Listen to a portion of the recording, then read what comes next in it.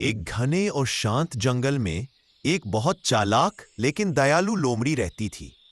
उसका नाम था फुर्ती। फुर्ती पूरे जंगल में अपनी तेज दिमाग और समझदारी के लिए जानी जाती थी। जंगल के हर जानवर को पता था कि अगर मुसीबत आए तो फुर्ती जरूर कोई ना कोई उपाय निकाल देगी। पर कुछ जानवर उसकी चालाकी से डरते भी थे, खासकर शेर और भेड़िए। एक दिन जंगल में खबर फैल गई कि पास के गांव से कुछ शिकारी आए हैं। वे जाल और हथियार लेकर जंगल में घुस चुके हैं। हर जानवर घबराया हुआ था। खरगोश अपनी बिल में छिप गए, हिरन झाड़ियों में दुबक गए और बंदर पेड़ों पर चढ़कर चिल्लाने लगे। जंगल में डर का माहौल था। इसी बीच फुर्ती शांत बैठी सब सोच रही थी।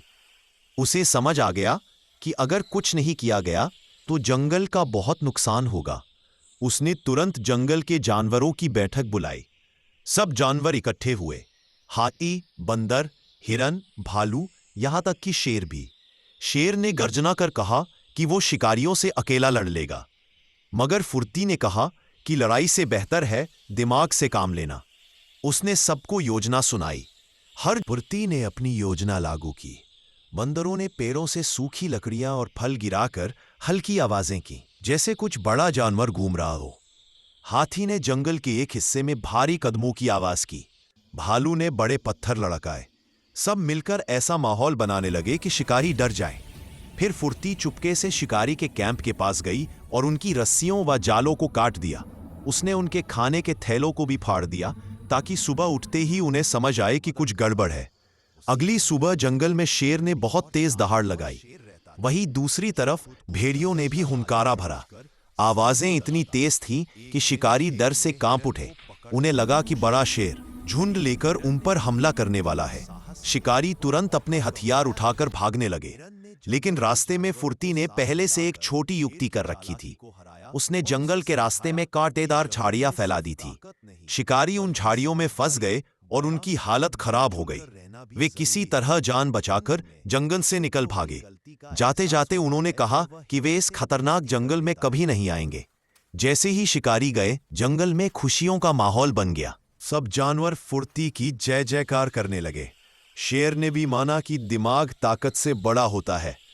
फुर्ती मुस्कुराकर बोली, ताकत की जरूरत तब पड़ती है जब अक्ल काम ना आए, और अगर दिमाग से काम ले लिया जाए तो लड़ाई करने की जरूरत ही नहीं पड़ती। उस दिन से जंगल के जानवरों ने यह सीख ली कि एकता और समझदारी से हर बड़ी परेशानी का सामना किया जा सकता है। फुर्ती सबकी नेता बन गई, लेकिन उसने कभी घमंड नहीं किया। वह हमेशा सभी से प्यार से बात करती और हर किसी की मदद करती। समय बीतता गया और फुर्ती की कहानी दूर दूर तक फैल गई। गांव के लोग भी कहने लगे कि उस जंगल में एक बुद्धिमान लोमड़ी रहती है जो सबकी रक्षक है। कई बार छोटे बच्चे जंगल के पास आकर लोमड़ी को देखने की कोशिश करते, लेकिन फुर्ती कभी सामने नहीं आती। वो हमेशा छिपकर देखती और बस मुस्कुराती, क्योंकि फुर्ती जानती थी असली हीरो वो नहीं जो दिखावे में रहता है, बल्कि वो है जो दूसरों की मदद बिना किसी इनाम की उम्मीद के करता है।